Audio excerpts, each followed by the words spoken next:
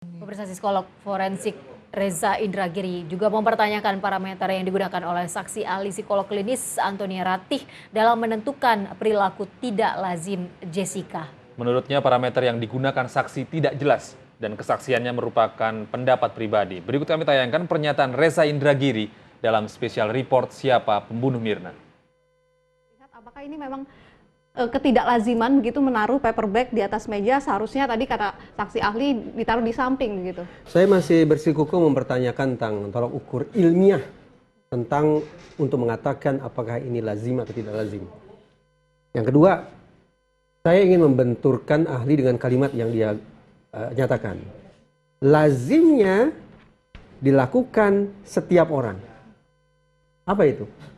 Setiap orang dinyatakan oleh ahli, setiap orang loh ini, berarti 100% umat manusia yang pergi ke kafe dengan membawa paper bag, niscaya akan meletakkan paper bagnya di sisi sebelah kanan. Saya sungguh-sungguh tidak percaya bahwa seluruh umat manusia, setiap orang, itu kata-kata ahli, setiap orang yang membawa paper bag masuk ke dalam kafe, kemudian akan meletakkan paper bagnya di sisi sebelah kanan. Saya tidak percaya itu. Yang ketiga, meletakkan paper bag tidak terlalu penting. Yang jadi misteri besar adalah apa yang dilakukan oleh tangan terdakwa di balik paper bag tersebut. Selama ini berseliweran di publik sebuah dugaan, bahkan hampir sebuah penghakiman, bahwa tangan terdakwa yang berada di balik paper bag tersebut adalah tangan yang sedang membubuhkan cyanida ke dalam kopi. Yang mana kopi tersebut kemudian diminum oleh korban. Kemarin terungkap sudah ketika jaksa, pengacara, dan majelis hakim secara bersama-sama melihat barang bukti. Apa barang buktinya? Barang bukti komunikasi pada jam 16:29. Selama ini dan juga tercantum di berita acara pemeriksaan tambahan, ahli mengatakan bahwa pada jam 16:29 atau jam 16:30, kemungkinan disitulah momen ketika terdakwa memanipulasi kopi. Dengan kata lain memasukkan cyanida. Tapi kemarin terungkap bahwa pada jam 16:29 barang bukti memperlihatkan bahwa pada menit tersebut terdakwa ternyata tengah berkomunikasi dengan menggunakan WhatsApp. Apa artinya?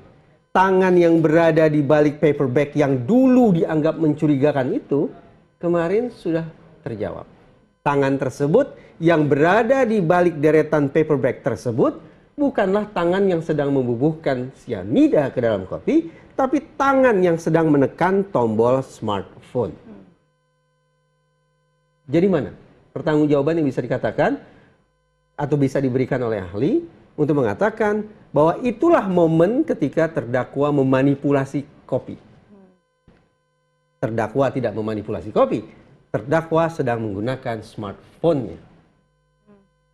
Oke, Mas Reza, selain itu juga kan dari saksi kemarin juga menyatakan bahwa salah satu ketidaklaziman yang juga dilakukan oleh Jessica adalah melakukan gerak-gerik yang mencurigakan, dan seharusnya seumuran Jessica ini memainkan handphone begitu saat menunggu temannya datang. Apakah ini memang hanya pendapat pribadi atau tidak menggunakan parameter begitu ahli kemarin? Saya mencoba netral nih, saya mencoba netral dengan mengatakan saya menagih parameter itu.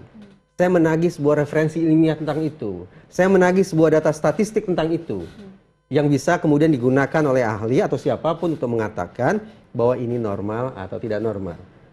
Sebelum sidang dan juga tercantum di dalam berita acara pemeriksaan tambahan bahwa lazimnya orang-orang yang berusia terdakwa memainkan gadgetnya.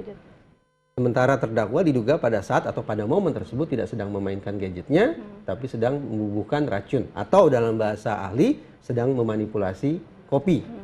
Tapi sekali lagi, barang bukti kemarin justru mempertegas bahwa memang benar orang seusia terdakwa sangat suka menggunakan gadgetnya. Dan itu yang terjadi pada jam 16:29.